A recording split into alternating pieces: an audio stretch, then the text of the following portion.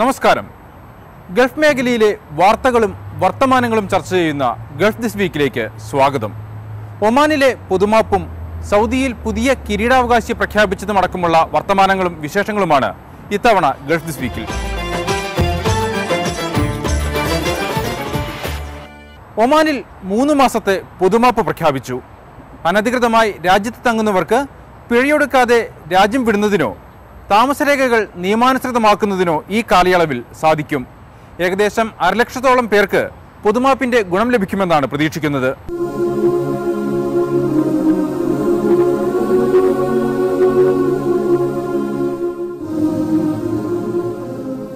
Gulf രാജ്യങ്ങളിൽ സ്വദേശിവൽക്കരണം ഊർജിതമായി നടപ്പാക്കിയ രാജ്യങ്ങളിലൊന്നാണ് ഒമാൻ. അനധികൃതമായി ഒമാനിൽ തങ്ങുന്നവർക്ക് രാജ്യം വിടാൻ സർക്കാർ പൊതുമാപ്പ് അനുവദിച്ച കാര്യം ട്വിറ്ററിലൂടെയാണ് പ്രഖ്യാപിച്ചത്. ഇന്ത്യക്കാർ ഉൾപ്പെടെ 1.5 ലക്ഷത്തോളം അനധികൃത താമസക്കാർക്ക് പ്രയോജനകരമാകുന്നതാണ് നടപടി. മെയ് 3 മുതൽ ജൂലൈ 30 വരെ 3 മാസമാണ് പൊതുമാപ്പിന്റെ കാലാവധി. ഇതിനു മുൻപ് 2009 പൊതുമാപ്പ് ഒമാൻ അനുവദിച്ചത്. 2 തവണയായി 6 മാസം നീട്ടി നൽകിയ പൊതുമാപ്പ് കാലാവധിക്കിടെ 1.5 ലക്ഷത്തോളം അനധികൃത താമസക്കാർ സ്വദേശങ്ങളിലേക്ക് മടങ്ങിയെന്നാണ് കണക്ക്. 10,000-ലേറെ ഇന്ത്യക്കാരും ഈ അവസരം പ്രയോജനപ്പെടുത്തിയതായി ഇന്ത്യൻ എംബസി അറിയിച്ചു. രേഖകളില്ലാതെ താമസിക്കുന്നവർക്ക് താമസ നിയമങ്ങൾ ലംഘിച്ചതിന് പിഴ നൽകാതെ നാട്ടിലേക്ക് മടങ്ങാനുള്ള അവസരമാണ് പൊതുമാപ്പ് വഴി സർക്കാർ നൽകുന്നത്. പൊതുമാപ്പ് ലഭിക്കാനായി തൊഴിലാളികൾ ID കാർഡ്, പാസ്പോർട്ടിന്റെ പകർപ്പ്, 7 ഫോട്ടോ എന്നിവ സഹിതം ഇന്ത്യൻ എംബസിയിൽ അപേക്ഷ നൽകണം. പൊതുമാപ്പിനുള്ള രജിസ്ട്രേഷൻ ഫോം ഓൺലൈനിൽ ലഭിക്കും.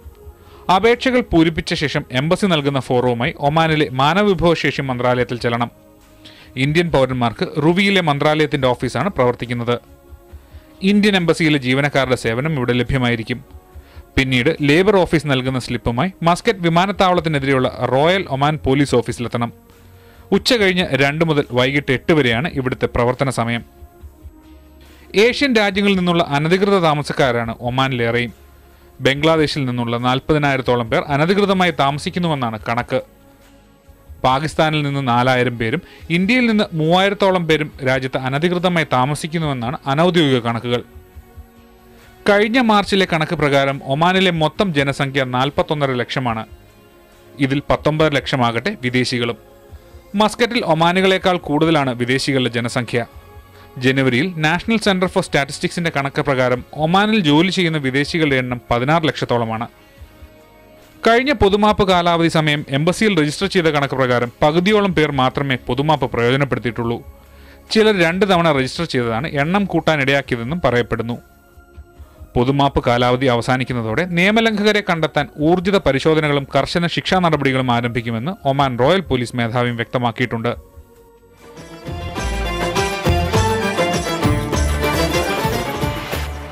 സൗദി അറേബ്യയിൽ ആഭ്യന്തരമന്ത്രി മുഹമ്മദ് ബിൻ നായിഫ് രാജകുമാരനെ പുതിയ കിരീടാവകാശിയായി സൽമാൻ രാജാവ് പ്രഖ്യാപിച്ചു. ഇതോടെ ഗൾഫിലെ ഏറ്റവും വലിയ രാജ്യമായ സൗദിയിലും അധികാരം പുതിയ തലമുറയുടെ കൈകളിലേക്ക് നീങ്ങുകയാണ്. മന്ത്രിസഭയിലും ഒട്ടേറെ സുപ്രധാനമായ മാറ്റങ്ങൾ ഉണ്ടായിട്ടുണ്ട്.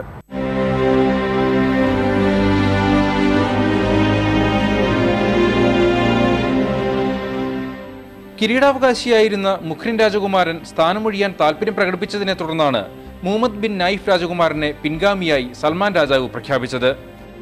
ആധുനിക സൗദി അറേബ്യയുടെ സ്ഥാപകനായ അബ്ദുൽ അസീസ് രാജാവിന്റെ മക്കളാണ് ഇതുവരെ സൗദിയിൽ കിരീടാവകാശി പദവി വഹിച്ചിട്ടുള്ളത്. അബ്ദുൽ അസീസ് രാജാവിന്റെ ചെറുമക്കളിൽ ഏറ്റവും മുതിർന്നയാളാണ് മുഹമ്മദ് ബിൻ നായിഫ് രാജകുമാരൻ. സൽമാൻ രാജാവിന്റെ സഹോദരനും മുൻ കിരീടാവകാശിയുമായ നായിഫ് ബിൻ അബ്ദുൽ അസീസിന്റെ പുത്രൻ. 56-കാരനായ മുഹമ്മദ് ബിൻ നായിഫ് രാജകുമാരൻ സൗദിയുടെ ഭീകരവിരുദ്ധ നീക്കങ്ങളുടെ മുഖ്യ സൂത്രധാരനായാണ് വിശേഷിപ്പിക്കപ്പെടുന്നത്. FBI-യിലും സ്കോട്ട്ലൻഡ് യാർഡിലും പരിശീലനം നേടിയിട്ടുള്ള അദ്ദേഹം ഉപ ആഭ്യന്തരമന്ത്രിയായാണ് സൗദി ഭരണതലത്തിൽ എത്തുന്നത്. 2012 മുതൽ ആഭ്യന്തരമന്ത്രി പദം വഹിക്കുന്ന മുഹമ്മദ് ബിൻ നായിഫിനെതിരെ 4 തവണ വധശ്രമങ്ങൾ ഉണ്ടായിട്ടുണ്ട്. സൽമാൻ രാജാവിന്റെ മകനും പ്രതിരോധ മന്ത്രിയുമായ മുഹമ്മദ് ബിൻ സൽമാനെ ഉപകിരീടാവകാശിയായും നിയമിച്ചു. ഇതോടൊപ്പം സൗദി മന്ത്രിസഭയിലും ഒട്ടേറെ മാറ്റങ്ങൾ ഉണ്ടായിട്ടുണ്ട്. 1975 മുതൽ വിദേശകാര്യമന്ത്രിയായിരുന്ന സൗദ് അൽ ഫൈസലിനെ മാറ്റി അമേരിക്കയിലെ സൗദി അംബാസിഡർ ആദിൽ അൽ ജുബൈറിനെ തലസ്ഥാനത്ത് നിയമിച്ചു. രാജകുടുംബാംഗമല്ലാത്ത ഒരാൾ ആദ്യമായാണ് സൗദിയിൽ വിദേശകാര്യമന്ത്രി പദവിയിലെത്തുന്നത്. 40 വർഷം വിദേശകാര്യമന്ത്രിയായിരുന്ന സൗദ് അൽ ഫൈസലിനെ രാജാവിന്റെ പ്രത്യേക ദൂതനും ഉപദേഷ്ടാവുമായി നിയമിച്ചു. മന്ത്രിപദം ഒഴിഞ്ഞെങ്കിലും വിദേശകാര്യ വിഷയങ്ങളിൽ അദ്ദേഹം തുടർന്നും മേൽനോട്ടം വഹിക്കും. സൗദിയിൽ നിദാഖത്ത് നിയമം നടപ്പിലാക്കിയ ശ്രദ്ധേയനായ തൊഴിൽ മന്ത്രി എഞ്ചിനീയർ ആദിൽ ഫക്കീഹിനും സ്ഥാനചലനമുണ്ടായി. മുഫ്രിജ് അൽ ഹഖ്ബാനിയാണ് പുതിയ തൊഴിൽ മന്ത്രി. ജനുവരി 23-ന് അബ്ദുള്ള രാജാവിന്റെ വിയോഗത്തെ തുടർന്ന് അധികാരമേറ്റെടുത്ത സൽമാൻ രാജാവ് ഭരണതലത്തിൽ നടത്തുന്ന ഏറ്റവും സുപ്രധാനമായ അഴിച്ചുപണിയാണിത്.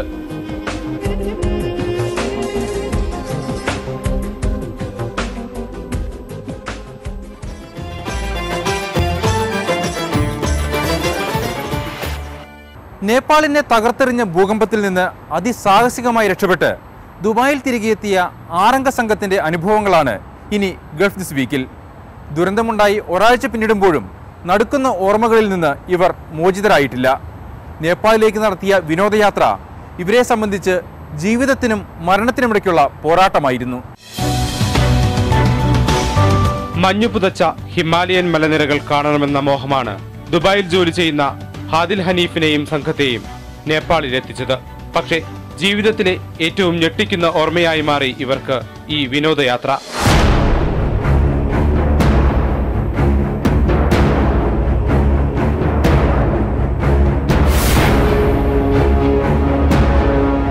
ശനിയാഴ്ച ട്രക്കിങ്ങിന് ശേഷം റിസോർട്ടിൽ മടങ്ങിയെത്തിയപ്പോഴായിരുന്നു നേപ്പാളിനെ തച്ചുടച്ച ഭൂകമ്പം.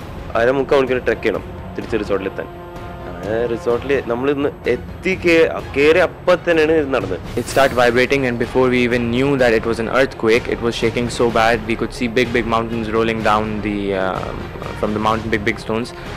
We saw the reception and the luggage room, which was walls and everything, fall down. We got back to the resort and there's been an earthquake. You can see little damage over there. All the people are out in the open. Anyway, and there's still tremors going on. There's dust. There was like a landslide. തുടർച്ചയായ ഭൂചലനത്തിൽ ചുറ്റുമുള്ള മലനിരകളിൽ നിന്ന് പാറകൾ ഉരുണ്ടു വീണു. വീടുകൾ തകർന്നു. അന്ത്യമടുത്തെന്ന് ഉറപ്പിച്ച നിമിഷങ്ങൾ. എൻ്റെ മനസ്സിൽ ഇത്രയും ചെറുപ്പത്തിൽ ഞങ്ങൾ പോകാനായോ, ഞങ്ങളൊന്നും ചെയ്തില്ല ഇതുവരെ. ഇനി ഫാമിലി മെമ്പേഴ്സിനെ അറിയിക്കാൻ പറ്റൂല. കാരണം അവരൊക്കെ ജസ്റ്റ് ഞങ്ങൾ ഒരാഴ്ചത്തേക്കുള്ള ട്രിപ്പിന് പോവാണ്. അപ്പോൾ അവരൊന്നും പ്രതീക്ഷിക്കുക പോലുമില്ല. ഇത് ആ ഒരു പേടിയായിരുന്നു ഫസ്റ്റ്. ഒരു 10-12 സെക്കൻഡോളം the whole place was wobbling, the whole place was rocking. ശരിക്കും നമുക്ക് അനുഭവപ്പെട്ടു. എന്നാൽ you could see everything was like going up and down. റിസോർട്ടിന് കുറച്ച് ബിൽഡിങ്സ് ഉണ്ട് ആ ഏരിയയിൽ, സൈഡിൽ. അങ്ങനെ ഈ കല്ലൊക്കെ വന്ന് അതും അടിച്ച്, അതുകൊണ്ടാണ് നമ്മളൊന്ന് അഫക്റ്റ് ചെയ്യാത്തത്.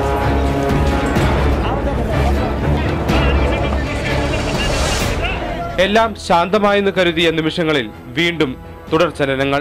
ഒടുവിൽ രണ്ടും കൽപ്പിച്ച് ഗ്രാമവാസികൾക്കൊപ്പം സമീപത്തെ തുറസായ സ്ഥലത്തേക്ക്. ഈ റിസോർട്ടിന് അപ്പുറത്തെ സൈഡിലേക്ക് പോകാൻ ആകെ ഒരു ബ്രിഡ്ജ് ഉള്ളൂ. ഒരു 200 മീറ്റർ സ്റ്റീൽ ബ്രിഡ്ജ് ഉണ്ട്. അവിടുന്ന് ഈ ആക്ടിവിറ്റീസെല്ലാം നടക്കുന്നത്. അപ്പോൾ അത് നമ്മൾ അവിടെ പോയിട്ട് നിൽക്കുമ്പോൾ നമ്മൾ കണ്ടു ബ്രിഡ്ജ് ചെറിയൊരു ചെരിവുണ്ടായിരുന്നു. അപ്പോൾ നമ്മൾ എത്ര സ്റ്റേബിളാണെന്നും കൂടി നമുക്ക് ഉറപ്പില്ല. ബ്രിഡ്ജിനപ്പുറം ഒരു മലയുണ്ട്. അവിടെ പോയി ഒരു ഫ്ലാറ്റ് ഏരിയ ഉണ്ട്, നമുക്ക് അവിടെ നിൽക്കാം. മറ്റേ ഭൂമി പോലെ ഒന്നും പറ്റില്ല. നമ്മൾ ഈ റിസോർട്ടിൻ്റെ ക്രൂ മെമ്പേഴ്സായിട്ട് ഡിസ്കസ് ചെയ്തിട്ട് തീരുമാനിച്ചു നമുക്ക് ഗ്രൂപ്പ്സ് ഓഫ് 5 ആയിട്ട് പോകാം. എന്ന് വെച്ചാൽ എല്ലാവരും ഒറ്റ ഫ്രീ ആയിട്ട് അങ്ങ് വിട്ടാൽ ഒരു സ്റ്റാമ്പീഡ് ഉണ്ടാവും. പിന്നെ എല്ലാവരും വെയിറ്റ് കൂട്ടിയിട്ട് ചിലപ്പോൾ ബ്രിഡ്ജായിട്ട് കൊളാപ്സ് ആയാൽ ഇറ്റ്സ് ഓൾമോസ്റ്റ് 190 മീറ്റർ ഡ്രോപ്പ്. അത് ആരും ബാക്കിയാവില്ല.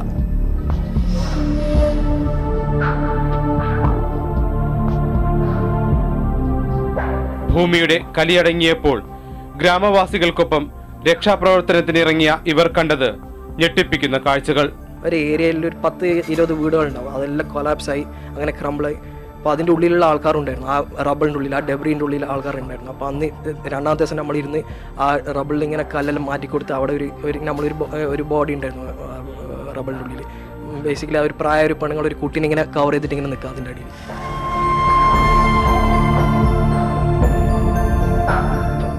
ജീവൻ തിരിച്ചു കിട്ടിയതിൽ ആശ്വാസമായെങ്കിലും ജീവിച്ചിരിക്കുന്നുവെന്ന വിവരം ബന്ധുക്കളെപ്പോലും അറിയിക്കാനാകാത്ത അവസ്ഥ. 3 ദിവസം കഴിഞ്ഞിട്ടും രക്ഷാപ്രവർത്തകർ എത്താതിരുന്നതോടെ രണ്ടും കൽപ്പിച്ച് കാഠ്മണ്ഡുവിലേക്ക് തിരിക്കുകയായിരുന്നു. ഇപ്പോൾ ഈ ഓരോ നേപ്പാളീസ് ഇങ്ങനെ വരുന്ന സമയത്ത് അവരെല്ലാം പറഞ്ഞു, നിങ്ങളിപ്പോൾ പുറപ്പെടേണ്ട, അത്രയും എന്താ പറയുക, അത്രയും ഗ്രൂസമാണ്. എന്താ പറഞ്ഞാൽ നിങ്ങൾക്ക് കാണാൻ പറ്റൂല, നിങ്ങൾ വെറുതെ അവിടെ ഇതായി പോവും, നിങ്ങൾ പുറപ്പെടേണ്ട, നിങ്ങൾ ഇപ്പോൾ ഉള്ള സ്ഥലം സേഫാ.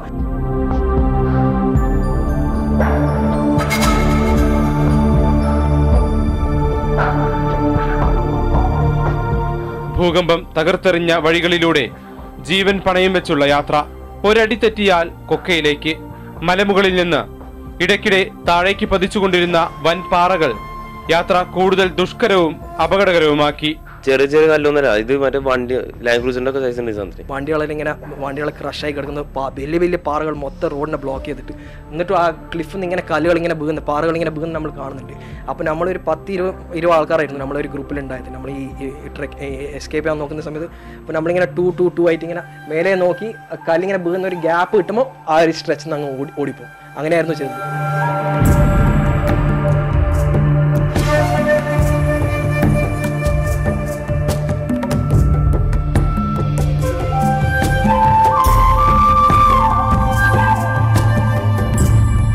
ഏഴു മണിക്കൂർ നടത്തത്തിനൊടുവിൽ പ്രധാന പാതയിലെത്തിയ ഇവർക്ക് കാഠ്മണ്ഡുവിലേക്കുള്ള ബസ് ലഭിച്ചു. കാഠ്മണ്ഡുവിൽ നിന്ന് ദുബായിലെ ബന്ധുക്കളുടെ സാന്ത്വനത്തിലേക്ക്. ഉറ്റവരുടെ ദിവസങ്ങൾ നീണ്ട ആശങ്കകൾ ആശ്വാസമായി മാറിയ നിമിഷങ്ങളായിരുന്നു ദുബായ് വിമാനത്താവളത്തിൽ ഇവർ വന്നിറങ്ങിയപ്പോൾ.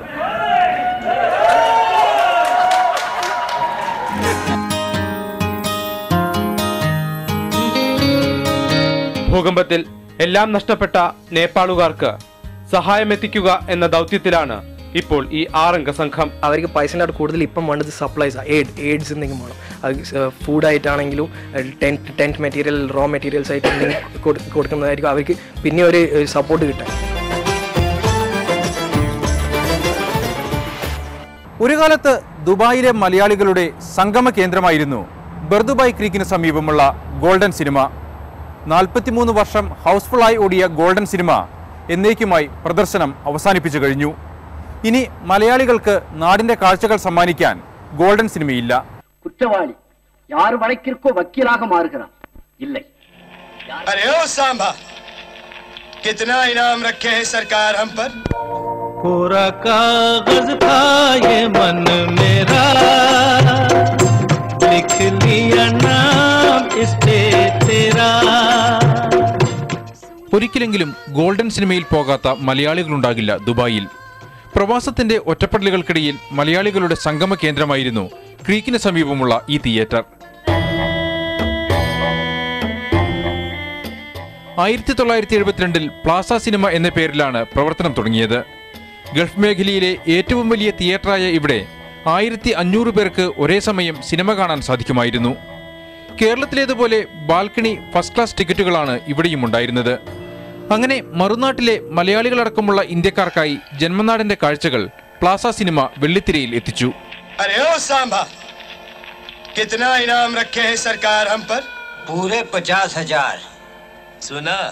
നമ്മളെ നാട്ടിലെ തിയേറ്ററുകൾ പോലെ ബാൽക്കണി ഉള്ള ഒരു തിയേറ്റർ ഇതാണ്. സൗത്ത് ഇന്ത്യൻ കമ്മ്യൂണിറ്റീസ് അവരുടെ എൻ്റർടൈൻമെൻറ്റിന് ഇതിനെയാണ് ആശ്രയിച്ചിരുന്നത്. ഈ സ്ഥാപനത്തോട് ഈ നമ്മുടെ കമ്മ്യൂണിറ്റി തമിഴ്, മലയാളം, തെലുങ്ക് ആ കമ്മ്യൂണിറ്റി ആളുകളോട് ഈ സ്റ്റാഫുകളായ ഞങ്ങളും ഇഴുകി ചേർന്നിരുന്നതാണ്. അത് പെട്ടെന്ന് ഇങ്ങനെ ഒരു തീരുമാനം വന്നപ്പോൾ വലിയ വിഷമം. കുറ്റവാളി യാർ വഴക്കിற்கோ വക്കീലാக മാറുகிறான். ആദ്യകാലത്ത് ഹിന്ദി ചിത്രങ്ങൾ മാത്രമായിരുന്നുവെങ്കിൽ പിന്നീട് മലയാളം, തമിഴ് ചിത്രങ്ങളും പ്രദർശനത്തിനെത്തി. കണ്ണൂരിലെയും കോഴിക്കോട്ടെയും തിയേറ്ററുകളിൽ സിനിമ കാണുന്ന അതേ ആവേശത്തോടെ പ്രവാസി മലയാളികൾ ഇവിടെ ടിക്കറ്റ് എടുക്കാൻ കാത്തുനിന്നു.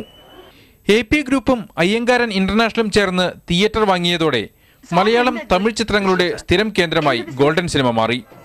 മലയാളികളുടെ ആവേശത്തേരിൽ പല ചിത്രങ്ങളും ഗോൾഡൻ തിയേറ്ററിൽ ആഴ്ചകളോളം പ്രദർശിപ്പിച്ചു. ദൃശ്യവും പഴശ്ശിരാജയും പ്രദർശനത്തിനെത്തിയപ്പോൾ ആൾക്കൂട്ടത്തെ നിയന്ത്രിക്കാൻ പോലീസിനെ രംഗത്തിറക്കേണ്ടി വന്നു. തേഴ്സ്ഡേ, ഫ്രൈഡേ ഒക്കെ ഇവിടെ ബിയോണ്ട് കൺട്രോൾ ചെയ്യാൻ പറ്റാത്ത രീതിയിലുള്ള ആളുകളുടെ തിരക്ക് വന്നിട്ടുണ്ട്. കത്തി ദൃശ്യമൊക്കെ കളിച്ചപ്പോൾ ഇവിടുത്തെ സ്പെഷ്യൽ പോലീസ് തന്നെ ഇറക്കി നിയന്ത്രിക്കേണ്ട ഒരു സിറ്റുവേഷനൊക്കെ ഉണ്ടായി. അങ്ങനെ 43 വർഷം ഹൗസ്ഫുള്ളായി ഓടിയ ഗോൾഡൻ സിനിമയിൽ പ്രദർശനം എന്നേക്കുമായി അവസാനിച്ചു കഴിഞ്ഞു. ഇതിപ്പോൾ പൊളിക്കാൻ പോകുന്ന പറഞ്ഞിട്ട് ഭയങ്കര ഒരു വിഷമം. ഇതൊരു നല്ലൊരു സംരംഭമായിരുന്നു. ഇവിടെ നല്ലൊരു തിയേറ്ററായിരുന്നു. വേറെ ഏഷ്യയിൽ വേറെ ഇങ്ങനത്തെ ഒരു വലിയൊരു തിയേറ്റർ കണ്ടിട്ടില്ല. കമ്പനി തിരിച്ചു വിളിക്കാമെന്ന് പറഞ്ഞിട്ടുണ്ട്. വേറെ തിയേറ്റർ അവർ നോക്കുന്നുണ്ട്. കമ്പനി അങ്ങോട്ട് തിരിച്ചു വിളിക്കാമെന്ന് പറഞ്ഞിട്ടുണ്ട്. നാട്ടിൽ പോയിട്ട് വരും.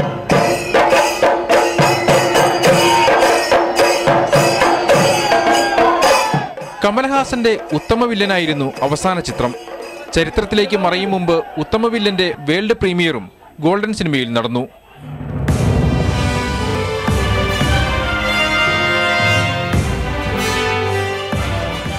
100 വർഷമായിട്ട് 27-28 വർഷമായിട്ട് കാണുന്നവരാണ്. പക്ഷേ നമ്മളെല്ലാവരും ഇന്ത്യയിലുള്ള കലയെ സ്നേഹിക്കുന്ന ഏതൊരു വ്യക്തിയും സ്നേഹിക്കുന്ന ഏറ്റവും വലിയ ഉലക നായകനായ കമലഹാസൻ എന്ന് പറയുന്ന ഒരു ആക്ടറെ സ്നേഹിക്കുന്ന, നെഞ്ചോട് ചേർത്ത് വെക്കുന്ന ഇന്ത്യയിലുള്ള ഓരോ കലാകാരനും ഒരു ലൈബ്രറിയിൽ എടുത്ത് വെക്കുന്ന ഒരു ബുക്ക് പോലെ സൂക്ഷിച്ചു വെക്കാവുന്ന സിനിമയാണ് ഉത്തമവില്ലൻ. കാരണം അത്ര മനോഹരമായിട്ടുള്ള സിനിമയാണ്. ഇതൊരു പഴയ കാലവും ഇപ്പോഴത്തെ ഒരു പ്രസൻറ്റുമായിട്ട് ബ്ലെൻഡ് ചെയ്ത് അദ്ദേഹം കൊണ്ടുപോയിരിക്കുന്നത് അത് ഭയങ്കരം തന്നെയാണ്. അതിന് രമേശ് അരവിന്ദ് എന്ന് പറയുന്ന ഒരു ബ്രില്യൻ ഡയറക്ടർ ഇതിൻ്റെ പിന്നിലുണ്ട്. ഉത്തമവില്ലനൊപ്പം ഒരു വടക്കൻ സെൽഫിയും അവസാന ദിനങ്ങളിൽ ഗോൾഡൻ സിനിമയിൽ പ്രദർശിപ്പിച്ചു. സർക്കാർ ഉടമസ്ഥതയിലുള്ള സ്ഥലത്തിന്റെ പാട്ടക്കാലാവധി കഴിഞ്ഞതോടെയാണ് തിയേറ്റർ അടച്ചുപൂട്ടേണ്ടി വന്നത്. തിയേറ്റർ ഇരുന്ന സ്ഥലത്ത് ഇനി പഞ്ചനക്ഷത്ര ഹോട്ടൽ സമുച്ചയം ഉയരും. തിയേറ്റർ ഇല്ലാതായെങ്കിലും മാനേജരും ഏതാനും ജീവനക്കാരും വിതരണ രംഗവുമായി ബന്ധപ്പെട്ട് ദുബായിൽ തുടരും. പുതിയ മലയാള ചിത്രങ്ങൾ ദുബായ് മലയാളികളിലേക്ക് എത്തിക്കാൻ. ഒപ്പം ഇവർ ഉറപ്പു നൽകുന്നു, ഗോൾഡൻ സിനിമ മലയാളികൾക്കായി തിരിച്ചുവരും.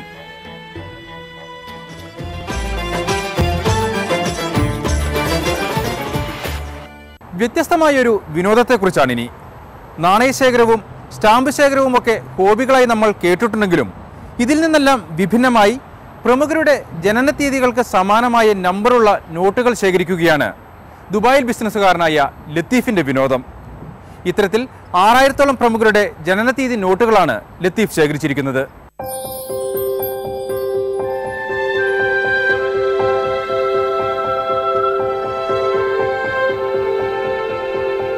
ഓരോ നോട്ടിലും ഒരാളുടെയെങ്കിലും ജന്മദിനം ഒളിഞ്ഞിരിപ്പുണ്ടെന്ന് കണ്ടെത്തിയ ലത്തീഫ് അത്തരം നോട്ടുകൾ ശേഖരിക്കുന്നത് വിനോദമാക്കുകയായിരുന്നു.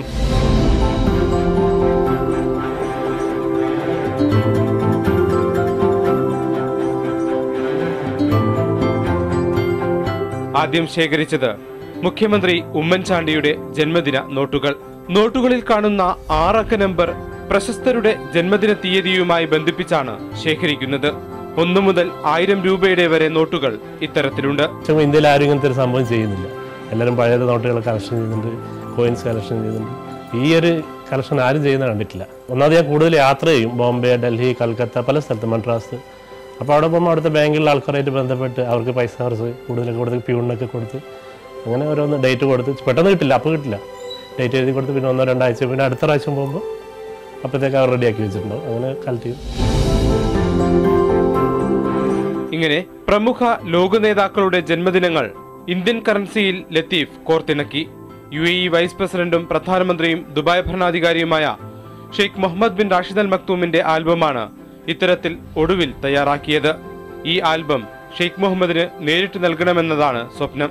1, 2, 5, 10, 20, 100, 500, 1000 നോട്ടുകളാണ് ആൽബത്തിലുള്ളത്. ഏറ്റവും ഒടുവിൽ ശേഖരിച്ചതാണ് ഷെയ്ഖ് മുഹമ്മദ് ബിൻ റാഷിദ് അൽ മക്തൂമിൻ്റെതാണ്. ഇനി ഇത് ഫുള്ളായിട്ട് പുള്ളിക്ക് കൊടുക്കേണ്ട, അദ്ദേഹത്തിന് കൊടുക്കാൻ വേണ്ടിയിട്ടുള്ള തയ്യാറെടുപ്പിലാണ്. അതിന് വേണ്ടിയിട്ടുള്ള ശ്രമം നടന്നുകൊണ്ടിരിക്കുകയാണ്. എത്രയും പെട്ടെന്ന് അത് സാധിക്കുമെന്നുള്ള അതാണ് ഇനിയിപ്പോൾ ലാസ്റ്റുള്ള ആഗ്രഹം. പിന്നെ നമ്മുടെ ഇന്ത്യൻ പ്രസിഡന്റിൻ്റെ അതിൻ്റെ കുറച്ച് നോട്ട് കിട്ടിയതിന് കുറച്ചുകൂടി ഉടനെ കളക്ട് ആവും. American president Barack Obama, Nelson Mandela, Yasser Arafat, UAE president Sheikh Khalifa bin Zayed Al Nahyan, Dubai കിരീടാവകാശി Sheikh Hamdan bin Mohammed bin Rashid Al Maktoum തുടങ്ങി ലോക നേതാക്കളുടെ ജന്മദിനവും ഈ കോഴിക്കോട്ടുകാരൻ ശേഖരിച്ചു വച്ചിട്ടുണ്ട്. ദേറ നായിഫിൽ ബിസിനസ് നടത്തുന്ന ലത്തീഫിന് സ്പോൺസറും ദുബായ് പോലീസ് CID ഉദ്യോഗസ്ഥരുമായ സയ്യിദ് മുഹമ്മദിന്റെ പിന്തുണയുമുണ്ട്.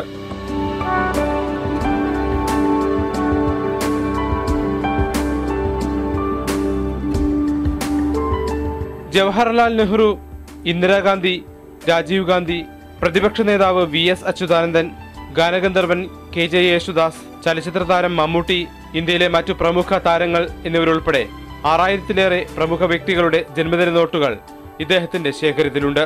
മുഖ്യമന്ത്രി ഉമ്മൻചാണ്ടി, ആഭ്യന്തരമന്ത്രി രമേശ് ചെന്നിത്തല, മന്ത്രിമാരായ കുഞ്ഞാലിക്കുട്ടി, അബ്ദുറബ്, ഡോക്ടർ MK മുനീർ തുടങ്ങിയവർക്കെല്ലാം ജന്മദിന നോട്ടുകൾ ലത്തീഫ് സമ്മാനിച്ചിട്ടുണ്ട്. ഇപ്പോൾ മുഖ്യമന്ത്രിക്ക് കൊടുത്ത്, ആഭ്യന്തരമന്ത്രി, വിദ്യാഭ്യാസ മന്ത്രി, നമ്മുടെ കേരളത്തിലെ ഏകദേശം മന്ത്രിമാരെല്ലാം കൊടുത്തിട്ടുണ്ട്. കുറച്ച് ഫിലിം സ്റ്റാർസിന് കൊടുത്തിട്ടുണ്ട്. ഇന്ത്യൻ പ്രസിഡന്റ് പ്രണബ് മുഖർജിയുടെ ജന്മദിന നോട്ടുകൾ ശേഖരിച്ച് ആൽബമുണ്ടാക്കി അദ്ദേഹത്തിന് കൈമാറാനുള്ള ശ്രമത്തിലാണ് ലത്തീഫ്. ഫാൻസി നമ്പറുകളുള്ള നോട്ടുകെട്ടുകൾ കണ്ടാലും ലത്തീഫ് വിടില്ല. നിലവിൽ പ്രചാരത്തിലില്ലാത്ത നോട്ടുകെട്ടുകൾ വരെ ലത്തീഫിന്റെ ശേഖരത്തിൽ ഭദ്രം.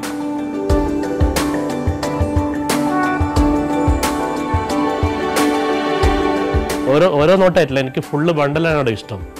100 ഓരോ ബണ്ടൽ തന്നെ ഞാൻ കളക്ട് ചെയ്യുക. മറ്റുള്ള ആൾക്കാരെല്ലാം ഓരോന്ന് കളക്ട് ചെയ്യുന്നുണ്ട്. 1 രൂപ ആണെങ്കിൽ ഇതിപ്പോൾ 100 രൂപ വാല്യൂ എങ്കിൽ ഇത് കളക്ട് ചെയ്യുമ്പോൾ ഏകദേശം 2000-ന്റെ മുകളിൽ നമുക്ക് മൂല്യം വരുന്നുണ്ട്. ഇപ്പോൾ ചെലവേറിയ ഈ വിനോദത്തിന് ലത്തീഫ് ചെലവാക്കിയത് 8 ലക്ഷത്തോളം രൂപ. 60 രൂപയുടെയും 75 രൂപയുടെയും 150 രൂപയുടെയും അപൂർവ നാണയങ്ങൾ ലത്തീഫിന്റെ ശേഖരത്തിലുണ്ട്. ഇതുകൂടാതെ വിശേഷാവസരങ്ങളിൽ സർക്കാർ പുറത്തിറക്കിയ 100, 500, 1000 എന്നിവയുടെ നാണയങ്ങളും ശേഖരത്തിലുണ്ട്.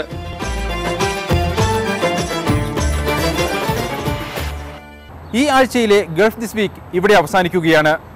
ഗൾഫ് മേഖലയിലെ വാർത്തകളും വിശേഷങ്ങളുമായി ഗൾഫ് ദിസ് വീക്ക് വീണ്ടും അടുത്തയാഴ്ച.